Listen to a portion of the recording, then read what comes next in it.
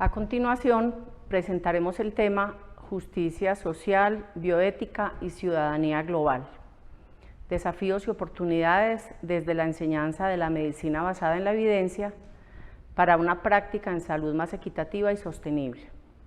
A cargo de la doctora Jessica María Giraldo Castrillón, médica y cirujana egresada de la Universidad de Antioquia, magíster en Ciencias Clínicas y doctorado en Epidemiología y Bioestadística de la Universidad CES, docente e investigadora de la misma universidad. Buenas tardes para todos, un cordial saludo.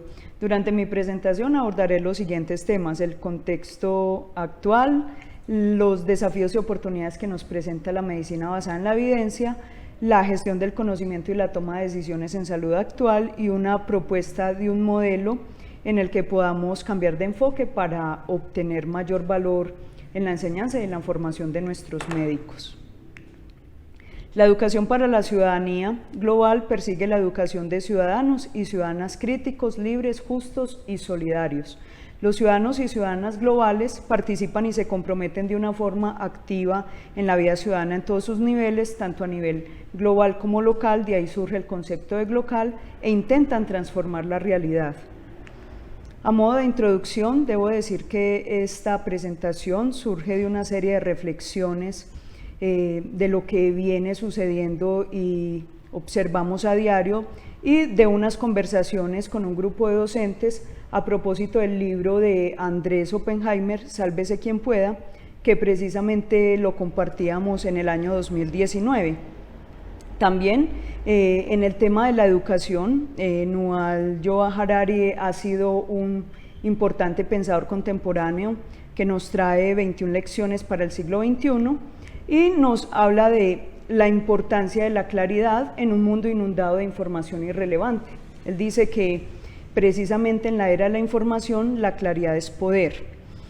Oxford define la posverdad como el fenómeno que se produce cuando los hechos objetivos tienen menos influencia en definir la opinión pública que los que apelan a la emoción y a las creencias personales, y este término fue acuñado en 1917.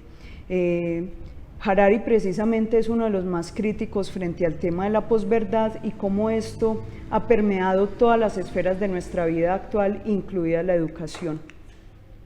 ¿Qué trae entonces la era actual que estamos viviendo? Definitivamente no podemos aislarnos de lo que ha implicado la cuarta revolución informática, lo que se ha conocido como la era del conocimiento, la información, los datos. Esto ha traído enormes ventajas, no se duda, y lo hemos vivido en el ámbito de la medicina, de la salud, pero también trae amenazas importantes. Según el Foro Económico Mundial para este año, el panorama de los riesgos globales, si miramos acá, se centra en el eje X, tenemos el impacto, y hacia las X tendríamos la probabilidad de ocurrencia. Lo más alto es lo que tiene que ver con la afectación del medio ambiente, las fallas en el cambio climático, la pérdida de la biodiversidad, pero fíjense que aquí también aparece la crisis del agua, los ciberataques y todo lo que tiene que ver con la informática, como la ruptura de esa estructura de la información, los desastres naturales, todo lo que crea el ser humano, y aparecen de manera importante las enfermedades infecciosas y la crisis de los sistemas de salud por encima de las situaciones promedio como las crisis financieras, las fallas o dificultades fiscales y los problemas ya conocidos de migración y los problemas geopolíticos y de gobernanza. De manera que tenemos unas situaciones importantes en las que el nuevo panorama es el desconcierto.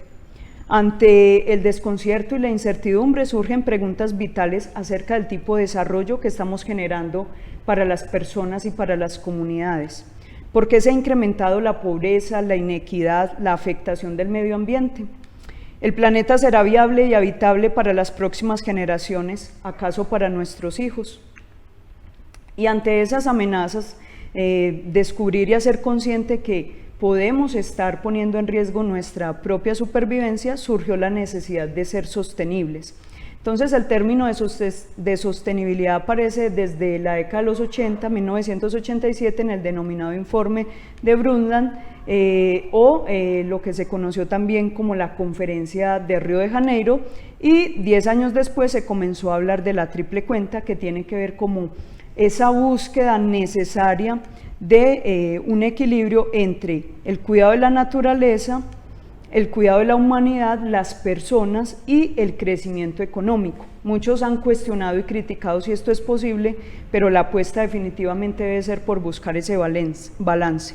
En esa sostenibilidad entonces se han planteado 5 temas generales como la prioridad. En primer lugar, las personas; en segundo lugar, el planeta, la importancia de proteger la biodiversidad y dejarle una sostenibilidad a las futuras generaciones. La prosperidad como una manera de asegurar que haya más equidad y que todas las personas puedan disfrutar de una mejor calidad de vida. Fomentar la paz, sociedades pacíficas y más justas, incluyentes ante la diversidad y que puedan estar libres de miedo y violencia. Y por último, las asociaciones, como la importancia de movilizar y fortalecer las alianzas globales para lograr un desarrollo sostenible más equitativo a nivel global. La noción de ciudadanía global surge entonces como una necesidad perentoria para poder lograr esa sostenibilidad. La ciudadanía global se basa en la comunidad y en la persona. Los ciudadanos globales son conscientes de su pertenencia a una comunidad local y global y son respetuosos de la dignidad de todas las personas. Se comprometen con la construcción de un mundo más justo y sostenible y evitar las injusticias y cualquier vulneración de los derechos humanos.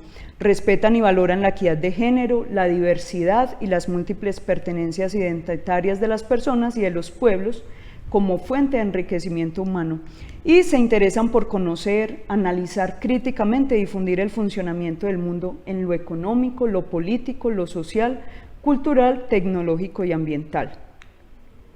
De esa manera, la pregunta que surgió es: ¿cuál es el papel de la educación en la sostenibilidad?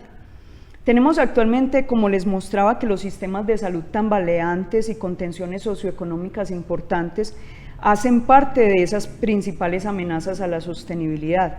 De manera que no solamente tenemos los problemas en salud pública, sino que hemos visto recientemente las enfermedades infecciosas y las pandemias cómo aparecen dentro de los riesgos globales más importantes para la próxima década. Estamos preparados y estamos preparando a nuestros estudiantes, a los profesionales en formación, para un mundo de transformaciones sin precedentes y de tanta incertidumbre. Estamos enseñando lo que necesitan para sobrevivir y prosperar en un horizonte de futuro cercano, pero desconcertante. Actualmente no podría considerarse como completa ni integral una educación, menos la educación médica, que no enmarque en este modelo de ciudadanía y que no propenda por la formación de médicos que sean y se identifiquen como ciudadanos globales. Es posible cumplir entonces con este cometido desde la enseñanza de la medicina basada en la evidencia.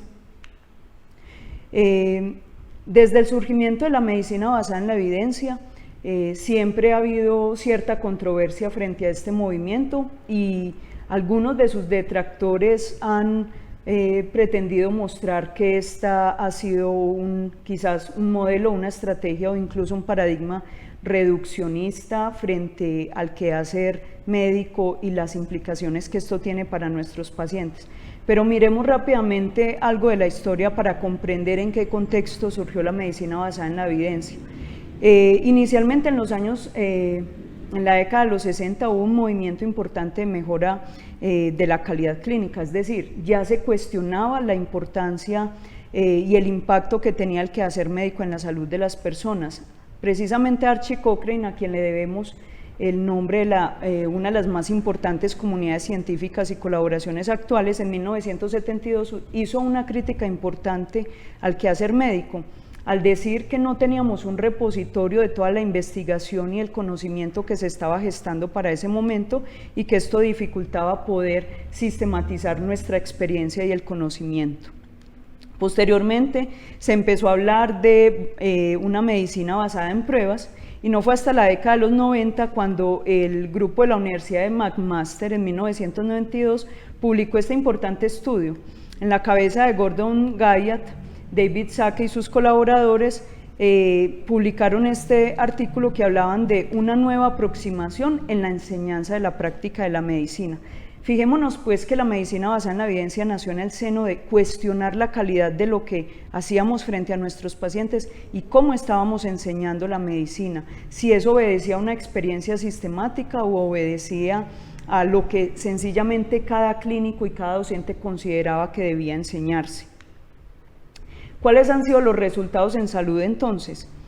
Salió el importante estudio Errar es humano y fíjense que para 1999 se declaraba que al menos 44.000 personas y quizás hasta 98.000 personas morían en hospitales cada año como resultado de errores médicos solamente en Estados Unidos. Y entonces uno pensaría que eso ha debido cambiar y mejorar. Sin embargo, para el año 2016 sale esta importante publicación en British Medical Journal donde muestran cómo los errores médicos continúan siendo la tercera causa de muerte en los Estados Unidos. Seguimos entonces teniendo consecuencias que son vigentes. Un aumento sostenido en la morbimortalidad por enfermedades crónicas a escala mundial, cambios demográficos preocupantes, la gente vive más pero no necesariamente con mejor calidad de vida, costos de los distintos sistemas continúan desbordándose y adicionalmente a esto le sumamos cosas como la infoxicación, un término acuñado en 2000 que se refiere al agobio derivado de la cantidad de datos, a la parálisis por el ingente volumen de información y el desconcierto ante un contenido sobre un tema. Y adicionalmente en 2007 Farmagedón, comprendiendo el impacto que ha tenido la industria de los fármacos, tanto en la prescripción como en la salud de nuestros pacientes. ¿Cuál es la dinámica actual entonces de la práctica o de las prácticas en salud? Normalmente partimos de problemas clínicos que cada vez son más complejos y deberíamos considerar todo lo que ha cambiado la gestión del conocimiento biomédico actualmente. El paradigma de la medicina basada en la evidencia, desde sus inicios y desde su concepción original, ha abocado por unos aspectos muy importantes. Uno, considerar el contexto y las condiciones específicas de la práctica médica, es decir, considerar como un eje la experiencia y la idoneidad del médico que está al frente y es conocedor de esa experiencia, pero también de manera muy importante incluir las preferencias, necesidades y valores de los pacientes. Y en este entramado de incertidumbre de la cuarta revolución industrial, ¿cómo ha cambiado la gestión del conocimiento biomédico? Desde esa visión reduccionista, quizás nos hemos quedado en el paradigma de la medicina basada en la evidencia. Sin embargo, debemos reconocer que la propuesta de un modelo holístico siempre ha estado allí. Este es un artículo, a mi izquierda les muestro un importante artículo de Alba Feinstein. Él fue uno de los predecesores de la medicina basada en la evidencia, quien presentó toda la arquitectura de la investigación clínica desde la epidemiología para mejorar la práctica clínica, y él hablaba de que los nuevos retos para los médicos podrían ser resueltos a partir de un nuevo modelo teórico, y hacía una crítica a la nueva medicina postnormal. Entonces Feinstein en este artículo decía que esas concepciones reduccionistas realmente obedecían a una falta de un marco, de una filosofía que partiese de la comprensión de manera holística del proceso de salud y de enfermedad de las personas. Él decía que por el contrario no había que hablar, o que para él no había diferencia de lo que era la medicina normal postmoderna, que lo que había que hacer era medicina basada en los pacientes y tener esa conciencia de que aparecían los procesos de salud y enfermedad de una manera integral, comprometerse con los desenlaces para cada uno de los pacientes y poder hacer un monitoreo y una vigilancia en el cumplimiento de esos desenlaces.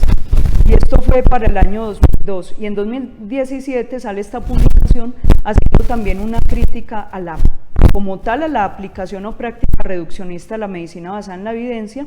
Ellos hablan de la evidencia basada en medicina a la medicina basada en la evidencia, cuando reconocen que es un tanto reduccionista quedarse en las pruebas de ensayos clínicos como tal, pero que sería importante observar esos estudios que de manera longitudinal nos permiten hacer seguimiento a lo que realmente ocurre a nuestros pacientes y que es en el seno de la práctica clínica y del conocimiento de nuestros pacientes donde realmente se genera la evidencia.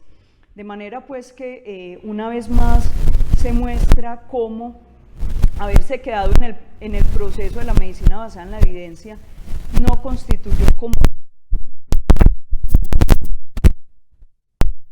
o más bien lo que nuestro paradigma actual, el positivismo, y en el cual se ha enmarcado la medicina tradicionalmente, nos traía. El proceso de la medicina basada en la evidencia, a partir de generar una pregunta, buscar la evidencia, hacer un análisis crítico y buscar aplicar, no pretendía constituirse en una herramienta reduccionista, sino en darnos un marco de estandarización donde todos pudiéramos entendernos esa experiencia, pero entendiendo que lo más importante es incluir esos elementos del paciente, de la experiencia del médico, desde una visión holística integradora. De manera que en mi deseo de enseñar de manera diferente la medicina basada en la evidencia y apostándole por esa postura a la sostenibilidad y esa contribución a una construcción de una ciudadanía global para nuestros médicos en formación, comprendí que había que integrar y aplicar antes que separar. Integrar la medicina clínica con la epidemiología y la salud pública, comprendiendo que el proceso de salud de enfermedad realmente es un continuo, donde el médico debe trabajar en la prevención primaria desde la promoción de la salud, haciendo énfasis en las poblaciones, pero también en el individuo, en la prevención secundaria, cuando ya aparece la enfermedad y hay que evitar complicaciones, o en la prevención terciaria, cuando queremos mejorar el pronóstico. Y fíjense el mensaje de los clínicos de la Asociación Norteamericana de Medicina. Para ellos el objetivo de la formación actual es comprender que el cuidado de los individuos y la promoción de la salud de las poblaciones representa precisamente eso, un continuo de estrategias, y que todas requieren un gran compromiso de los médicos y de los clínicos. Me encontré entonces que había algo que nos unía con ese panorama y ese contexto actual tan cambiante, tan incierto, y ya lo decía William Osler, considerado el padre de la medicina interna, que la medicina es la ciencia de la incertidumbre y el arte de la probabilidad, y es precisamente la incertidumbre. Entonces hay incertidumbre reinante en el panorama actual, esas amenazas, tener que apostarle a la sostenibilidad, porque quizás esté en juego nuestra propia supervivencia, y en el panorama actual de la salud hay gran incertidumbre frente a lo que puede pasar con respecto a la salud pública y esas amenazas como uno de los riesgos globales más importantes. De manera que ante tanta incertidumbre, lo primero sería no dañar. Y como les decía, Alba Feinstein habló también del renacimiento de la clínica cuando consideró que debía haber un replanteamiento y una forma de lograr en nuestros pacientes objetivos y metas de mayor valor. Considerar la necesidad de generar conocimiento e investigación más rigurosa, y esto lo dijo en la década de los 30 y los 40, cuando empezaba sus trabajos de toda la arquitectura de la investigación clínica. Siempre su objetivo fue mejorar los desenlaces en salud para los pacientes. De manera que hoy debería haber un eje principal que nos guíe e impulse a mantener un norte hacia esa ciudadanía global, hacia un mundo más equitativo y sostenible, y ese eje debiera ser la ética. Tenemos entonces que la ética nos trae primero no dañar, este principio universal, pero la pregunta entonces que seguía era cómo introducir la ética como eje de la toma de decisiones en salud desde la medicina basada en la evidencia. Y entonces, ¿qué y cómo enseñar? Alba Feinstein también nos decía que cuando actuábamos éticamente, cuando nos comprometíamos con esos desenlaces para cada paciente, disminuíamos la probabilidad de recurrir en riesgos innecesarios. Y de manera más actual, nuevamente Harari nos dice que en medio de tanta incertidumbre, pero a la vez una era de tanta información, lo que menos se necesita enseñar es más información. Según Harari y varios pedagogos que él cita, deberíamos enseñar las 4 Cs: pensamiento crítico, comunicación, colaboración y creatividad. José Ortega y Gasset nos decía: el hombre que no crea tenderá a no sentir auténticas necesidades, ya que se encuentra con un repertorio de soluciones antes de haber sentido las necesidades que provocaron aquellas. ¿Qué sucede actualmente? Que se agudizó la incertidumbre con la pandemia de la COVID-19. Fíjense que uno de los conceptos que rápidamente acuñó la Organización Mundial de la Salud fue la infodemia y una lucha contra la desinformación, lo cual ha contribuido en la medida en que el acceso a la información ha generado más agobio, más angustia, no solo en el público en general, sino incluso en los tomadores de decisiones, en el personal técnico, en nuestros médicos, en todos nuestros profesionales de salud. Y precisamente para esta pandemia, en una interesante editorial de Llama, en marzo 30, escrita por su editor en jefe, el Dr. Angus, hablaba de la importancia de optimizar el famoso trade-off o ese balance entre hacer y aprender durante una pandemia. Él planteaba que el problema o uno de los problemas es uno de los dilemas más antiguos en todas las organizaciones humanas: compensar la explotación con la exploración. Él decía que la explotación es actuar sobre lo que ya sabemos, hábitos o creencias, a pesar de la incertidumbre. Es el famoso solo hazlo. Administre varias terapias para pacientes afectados con base en el conocimiento que usted tiene o una corazonada.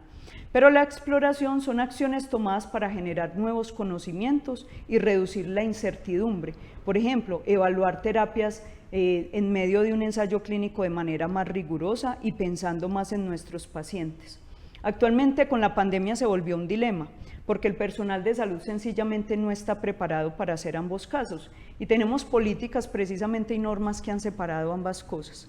Él dice que este equilibrio es evasivo y potencialmente imposible sin un enfoque de sistema integrado, un sistema único que nos ayude a aprender mientras estamos haciendo. De manera que ante tanta incertidumbre y el horizonte temporal que nos ha ido acelerando la actual pandemia, pues sería importante invocar el principio de precaución, y es lo que hemos venido haciendo con la enseñabilidad de la medicina basada en la evidencia. El principio de precaución nos enseña que cuando se trata de la seguridad de las personas, primero deberíamos estar motivados por encontrar ese balance entre beneficio y riesgo. Deberíamos esforzarnos en mejorar o practicar aquellos cuidados que tengan un beneficio potencial y que ante la certeza científica sobre la naturaleza de un peligro o daño deberíamos abstenernos. Y esta es una postura ética que nos sirve para actuar de manera prudente frente a nuestros pacientes, para transmitir el conocimiento, para comunicar esa incertidumbre reinante. Estamos entonces generando aprendizajes a partir de la pandemia. Sabemos que la incertidumbre o la falta de certeza, y Harari lo decía, lo que nos trae es una serie de revoluciones frecuentes. Y ante la incertidumbre lo que necesitamos es hacer procesos de ajuste. Y definitivamente diferentes fuentes nos señalan cómo en medio de esta incertidumbre, de esta pandemia, necesitamos mucha flexibilidad cognitiva, mucha capacidad de aprendizaje y capacidad de reinvención. Oppenheimer precisamente en su libro decía que muchísimos trabajos desaparecerían, administradores, médicos, y que seríamos reemplazados por máquinas. Pero definitivamente si somos capaces de aprender, de reinventarnos, estaríamos en una era humanista o poshumanista donde el ser humano sería capaz de resistir a estos embates y entonces sí podríamos gestionar la resiliencia. De manera que tenemos que apostar desde la educación por la resiliencia como una apuesta por la sostenibilidad y la prosperidad de todas las personas. Ya entonces, a manera de conclusiones, yo les traigo la propuesta donde una práctica en salud más equitativa y sostenible debiera ser el resultado de una educación que forme ciudadanos globales y en la justicia social. Cuando esta en sí misma es el fin supremo, como lo hacemos en nuestros currículos tradicionales, de manera paradójica se instrumentaliza el sujeto formado para el cuidado, pero ¿quién cuida de él? Hoy en día vemos cómo parte del estrés, el agobio y todos los trastornos en cuanto a la afectación emocional, del ánimo, de la salud mental que están sufriendo nuestros médicos, surgen precisamente de esta incertidumbre y de no haberlos preparado para resistir y hacer frente, reinventarse. ¿Qué tenemos de sí y qué tenemos de nosotros para hacer frente a tanta incertidumbre y la capacidad de reinventarnos, de aprender mientras tenemos que atender a nuestros pacientes de la mejor manera? Debemos trascender entonces el marco de pensamiento actual y hacer consciente que el componente técnico-científico es una competencia muy importante, pero es una competencia más entre muchas. Que las competencias del ser brindarán un nuevo marco para que todos puedan redefinirse como humanos y ciudadanos. La medicina basada en la evidencia es más que una herramienta. Como dialéctica es posible enseñar que posturas más incluyentes y considerar los diferentes contextos permite desenvolverse en cualquier escenario y ser capaces de habitar, experimentar y crear la interculturalidad. Muchas gracias.